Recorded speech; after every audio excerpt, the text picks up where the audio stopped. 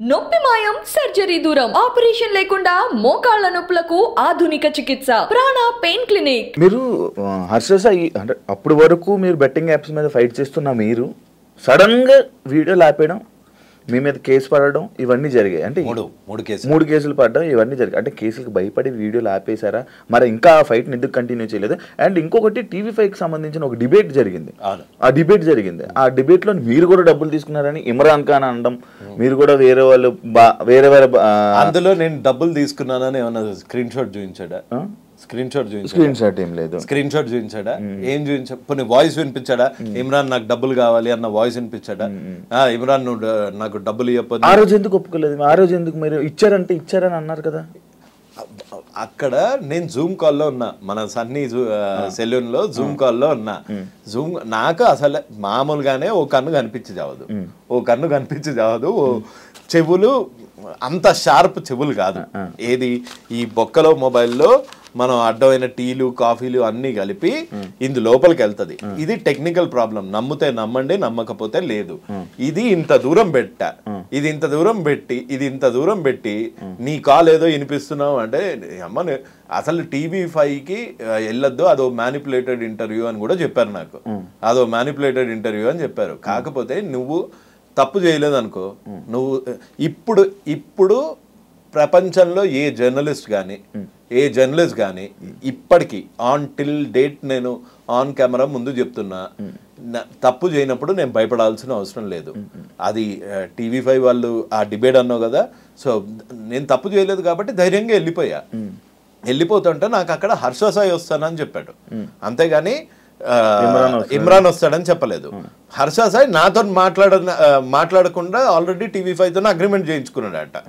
అదెందుకు చేయించుకున్నాడో నాకు తెలియదు. ఇప్పుడు టీవీ5 తప్పు అంటున్నారా? నేను తప్పు ఒప్పులు నేను చెప్పట్లేదు. నేనైతే ఆ రోజు ఇందులో టీలు పడతాయి, ఇంత దూరం నుంచి వినిపించేంత శక్తి నేనేం గద్దని కాదు, అంత క్లియర్గా వినటానికి నేనేం ఒప్పుకున్నాను? నేను డబ్బులు తీసుకున్నానని ఒప్పుకున్నానా? నేను ఆ అబ్బాయి ఇది డర్టీ మనీ అని తెలిసి వాళ్ళకి ఎందుకు ఇప్పించావు అంటే ప్రాయశ్చిత్తం అని అక్కడే చెప్పా. ఇంకా అర్థం కాలేదు, నేనేమన్నా డబ్బులు తీసుకుని ఉంటే చూపించమనండి స్క్రీన్ షాట్స్, నేను తీసుకున్న డబ్బులు ఏం చూపించండి, లేకపోతే నేను డబ్బులు డిమాండ్ చేసిన ఆడియోస్ ఏమన్నా ఉంటే బయట పెట్టండి. మీకు ఎట్లాగో అలవాటే కదా ఆడియోస్లు ఇంకో ఫోన్లలో నుంచి కూర్చొని వినిపించడము. నేను 100% క్లీన్, డబ్బులు తీసుకోలే, ఒక్క రూపాయి తీసుకోలే. ఆ బాధితులు వాళ్ళు నేను పెట్టిన వీడియోకి నేను హెల్ప్ చేస్తా అన్నా అని వచ్చి 5 లక్షలు ఇచ్చాడు. ఒకవేళ ఇమ్రాన్ మీరు డబ్బులు తీసుకున్నారని ఆధారాలతో తీసుకుని వస్తే మీరు ఏం చేస్తారు? రైట్ అవే ఇక్కడ ఉరేసుకుంటా. ఇప్పుడు ఫోన్ చేయండి, ఇప్పుడు ఫోన్ చేసి ఇమ్రాన్ అడగండి, ఇమ్రాన్ నీ దగ్గర డబ్బులు తీసుకున్నాడు అని ప్రూఫ్ ఉంటే పంపి ఇక్కడే హ్యాంగ్ చేసుకుంటాడు అంట రవి అని చెప్పు. ఒకసారి ట్రై చేద్దామా? తాడదే బ్రో, కొంచెం గట్టి తాడదే, లేదు అవుట్ ఆఫ్ కవరేజ్ ఏరియా. దీని గురించి ఎప్పుడైనా సిచ్యువేషన్ వచ్చినప్పుడు ఈ రోజు కాదు, ఈ స్టేట్మెంట్ మళ్ళీ రికార్డ్ చేసుకో శివ, ఈ స్టేట్మెంట్ మళ్ళీ చేసుకో. ఒకవేళ నేను డబ్బులు తీసుకున్నాను అని ఇమ్రాన్ ప్రూవ్ చేయగలిగితే అది నా వెయిట్ ఆపుతుందో లేదో తెలియదు, నువ్వు తాడు తీసుకురా రైట్ అవే. ఇక్కడ నుంచి ఎన్ని ఇయర్స్ తర్వాత అయినా పర్వాలేదు, ఇక్కడే ఊరేసుకుంటా. ఓకే. అండ్ ఇంకోటి అదే ఇందులోనే పాయింట్లను మళ్ళీ భయపడి ఆపేశారా, లేకపోతే ఏంటి? కొన్ని 2 రోజులు 3 రోజులు గ్యాప్ ఇచ్చారు కదా వీడియో అంటే పనులుండవా ఇంకా మనిషికి? ఎంతసేపు వాళ్ళకేంటి బెట్టింగ్ యాప్స్ చేస్తారు, లక్షలు కోట్లు సంపాదిస్తారు. మేము జాబులు చేసుకోవద్దా? మాకు వచ్చేవే చిన్న చిత్కార రోళ్ళు, ఆ రోల్స్ చేసుకోవద్దా? అందుకే గడ్డాలు పెంచుతున్నా, కొంచెం హ్యాండ్సమ్ తయారవుతున్నా, బక్కగా అవుతున్నా. మేము కూడా చేయాలి కదా, పని లేదన్నా. అందుకని నా పనులలో నేను ఉంటే అంతే. భయపడి డబ్బులు లొంగిపోయి ఆపేసిన ఇస్తారు. ఈ డబ్బులు లొంగిపోయేటోళ్ళు ఎవరో వాళ్ళకి బాగా తెలుసు. ఆ డబ్బులతో నేను లొంగట్లేదు కాబట్టే కేసులు వేశారు కదా. డబ్బులే లై డిటెక్టర్ టెస్ట్కి వెళ్దామా, ఆపేయి దొరా నీ దండం పెడతా, డబ్బులు ఇస్తాను అని అన్న సన్నాసేవాడు వాడిని, హర్ష సాయిని నన్ను లై డిటెక్టర్ టెస్ట్ లో కూర్చోబెట్టండి. ఎవడు రైటో ఎవడు రాంగో తెలిసిపోతుంది. ఆన్ కెమెరా ముందు చేద్దామన్నా లై డిటెక్టర్ ఓకే. అండ్ ఇదే పాయింట్ లో నటరాజ్ మాస్టర్ రియాక్ట్ అవ్వడం జరిగింది మీ మీద. నాకు తెలుసు పాపం నటరాజ్ మాస్టర్ ఒక టైంపాస్ పల్లి. టైంపాస్ పల్లి అంటే అసలు పాపము ఆయన సంబంధం లేదు బిగ్ బాస్లో అప్పట్లో నిన్ను ఒక వీడియోలో అన్నా, ఒక వీడియోలో మెచ్చుకున్నా, ఓ వీడియోలో అది ఇన్స్టాగ్రామ్లో బిగ్ బాస్ రివ్యూ అన్నది ఒక టైం పాస్కి ఎవరన్నా చేస్తారు. సో అట్లానే ఇప్పుడు నీ మీద చేసినప్పుడు నువ్వు ఎక్కడి వరకు అన్నావు, ఒకలే అని వదిలేసి ఉంటావు, లేకపోతే లేదు ఈ పాయింట్ తప్పు రైట్ ఇక్కడ వరకు వదిలేసావు. ఇదంతా తీసుకొచ్చి ముసలి ముండా కొడుకు, ఈడేం పడుచు ముండా కొడుక దారా ఆధార్ కార్డులు తీసుకొని చూద్దాము, లేకపోతే కిలోమీటర్ ఉరుకుదాం దా ఎవడు ముసలి ముండా కొడుకో తెలుస్తుంది. అందుకే అడిగా, ఇట్టిట్ అన్నాడు కదా, ఇట్టిట్ట చేయడానికి సామాన్ ఉందా, లేకపోతే నన్ను తీసుకురమ్మంటావా సామాన్ ఇట్టిట్ట చేయడానికి అని అడిగా. తప్ప మొన్న కనిపించాడు రారా ఇట్టిట్ అన్నావు కదా అని మన నాని టిఫిన్ సెంటర్ దగ్గర ఇట్లా అంటే పక్కన వాళ్ళ మిస్సెస్ ఉన్నారు, సంస్కారం అడ్డొచ్చి ఆగిపోయా. ఇట్టిట్ట ముసలి ముండా కొడుకు. నేను ఎప్పుడన్నా నటరాజ్ మాస్టర్ని అరే నువ్వు పడుచు ముండా కొడుకు అన్నానా? వాడు పడుచుడా?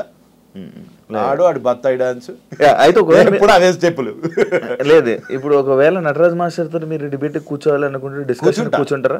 ఆయన బెట్టింగ్ యాప్స్ ఏం చేయలేదు, ఆయన ఇవన్నిటి విషయానికి యువ సామ్రాట్కి ఏం సంబంధం అని ఆయన క్వశ్చనింగ్ చేస్తున్నారు. భగత్ సింగ్ కి స్వాతంత్రంకి ఏం సంబంధం, గాంధీజీ గారికి ఇండియన్ ఇండిపెండెన్స్ కి ఏం సంబంధం, అక్కడ దాకా వెళ్తారా? అసలు ఏం సంబంధం అంటే ఒక కాజ్ గురించి కొట్లాడుతా ఉంటే నువ్వు వచ్చి వాడు వెనకాల సపోర్ట్ చేయకు, నాలాగా నా మీద కేసులు వేయించుకోకు, నాలాగా అడ్డమైన ఎదవుతో తిట్లు తినకు, అడ్డమైన ఎదవ నీ ఇంటికి వచ్చి చంపేస్తా పొడి చేస్తా అంటే అవన్నీ చేయకు. కనీసం అరే వాడి దారిని వదిలేరా, వాడిని ముండా కొడుక గిండా కొడుక అంటే వినుకుంటూ కూర్చుంటారా ఎవడన్నా? ఆ ఒక్క వర్డ్ తప్పు. నేను ముసల్ముండా కొడుకుని అయితే ఏంది, ఎవరు నన్ను ఇచ్చి పెళ్లి చేస్తాడా? నీకెందుకురా నా ఏజ్, నీ ఏజ్ ఏందో జనాలు అందరూ చూసారు బిగ్ బాస్ లో, నీకెందుకురా నా ఏజ్, అదొక్కటే. అంతేగాని నాకు పర్సనల్ ఎన్విటీ ఏం లేదు సార్తోని. అండ్ ఆ ఒక్క వర్డ్కి మటుకు ఐ వుడ్ మేక్ ఫీల్ ఆ ఒక్క వర్డ్కి మటుకు హీ షుడ్ సే సారీ. లేకపోతే కనిపించినప్పుడు నిజంగానే. అండ్ ఇంకోటి ఇదే లాస్ట్ మామూలు నార్మల్, మీకు మిత్రాకి బాలికి మీకు ఏం సంబంధం లేదా, మీకు పరిచయాలు లేవా, మీరు ఏం మాట్లాడుకోలేదా వీటి గురించి? వీటి గురించి ఈ టాపిక్లు గురించి ఎప్పుడు మాట్లాడుకోలేదా? నా మీద ఒట్టు, మా అమ్మ మీద ఒట్టు, మిత్రాన్ని ఇప్పటి వరకు మాట్లాడాను, ఫోన్లో మాట్లాడాను కానీ డైరెక్ట్గా ఫేస్ టు ఫేస్ కూర్చొని కలవలేదు. ఓకే, ఫోన్లో ఏం మాట్లాడుకున్నాను? ఫోన్లోనే ఆ అమ్మాయికి జరిగిన అన్యాయం చెప్పింది. ఓకే, నీకు అన్నయ్య శివ అన్నయ్య అని ఎవరన్నా అమ్మాయి ఫోన్ చేసి యువ సామ్రాట్ని ఇంటర్వ్యూ చేస్తున్నావు కదా శివ అన్నయ్య, యువ సామ్రాట్ ఇంత నీచుడు అని చెప్తే వినవా? పోనీ నిజ నిజాలు నీ దగ్గర ఏం ప్రూఫ్స్ ఉన్నాయమ్మా ఇవన్నీ అడుగుతావు కదా. అడిగారా? అడిగాను, ఉండబట్టే కదా ఆవిడ ముందే ఒక స్టెప్ వేయగలిగారు. అదే ప్రూఫ్స్ వచ్చాయి మీకు ఏమైనా? వచ్చి ఉండబట్టే కదా. ఎందుకు చెప్పాలి? అది కోర్టులో ఉన్న ఒక కేసు, పోలీస్ స్టేషన్ లో ఉన్న ఒక కేసు. చట్టం తన పని తాను చేసుకుంటూ పోతుంది, అంతే. అని మీకు వాళ్ళకి ఏం సంబంధం లేదు, వాళ్ళు మీతో చేయించట్లేదు? సంబంధం లేదు కాదు, సంబంధం ఉంది. అన్నయ్య అంది, అందుకు సంబంధం ఉంది కానీ దానివల్ల మీరు దానికి సపోర్ట్ చేస్తున్నారు. దానివల్ల దానికి సపోర్ట్. ఆ అమ్మాయి వర్షన్ విన్నాను, మళ్ళీ చెప్తున్నాను. ఒక అమ్మాయికి అబ్బాయికి మధ్యలో జరిగినది తీసుకెళ్లి సమాజాన్ని మీద వేసి, ఇప్పుడు మిత్రా శర్మ రేప్ కేసు పెట్టిందని బెట్టింగ్ యాప్ స్టార్ట్ చేయలే కదా కదా. నా fight is focused on betting apps. ఆగిపోయిన ఇంటర్వ్యూలు, ఆగిపోయిన డిబేట్లు, ఆగిపోయిన డిస్కషన్లు, రేప్ కేసు రాగానే మళ్ళీ మీరు బయటికి వచ్చారు కాబట్టి, ఇన్స్టాగ్రామ్ లో కానీ దాన్ని మళ్ళీ సడన్ గా యాక్టివ్ అయ్యారు కాబట్టి. సడన్ గా ఏంటి నిన్న ఈ మధ్య కాలంలో చేసేట మళ్ళీ బెట్టింగ్ యాప్స్ ఎందుకు చేయలేదు? ఇప్పుడు చేస్తే అది అయిపోయాయి కదా మళ్ళీ అప్పుడు అయిపోయాయి కదా మళ్ళీ అప్పుడు అయిపోయా అంటే ఓహో మర్డర్ అప్పుడు చేశాడు కదా, రేపు అప్పుడు చేశాడు కదా, ఇప్పుడు ఎందుకు మాట్లాడుతున్నారు? లేదు అడుగుతున్నాను, నేను కూడా మిమ్మల్ని అడుగుతున్నాను. రేపు ఎప్పుడో చేశాడు కదా, ఇప్పుడు ఎందుకు ఇంటర్వ్యూ తీసుకుంటున్నారు? రేపు ఎప్పుడో రేపా నాకు అసలు అది రేపా అనేది నాకు ఇంకా మీరు క్లారిటీ ఇవ్వలేదు నాకు. అది రేపా 100% rape, 100% rape, as per the constitution, as per the law.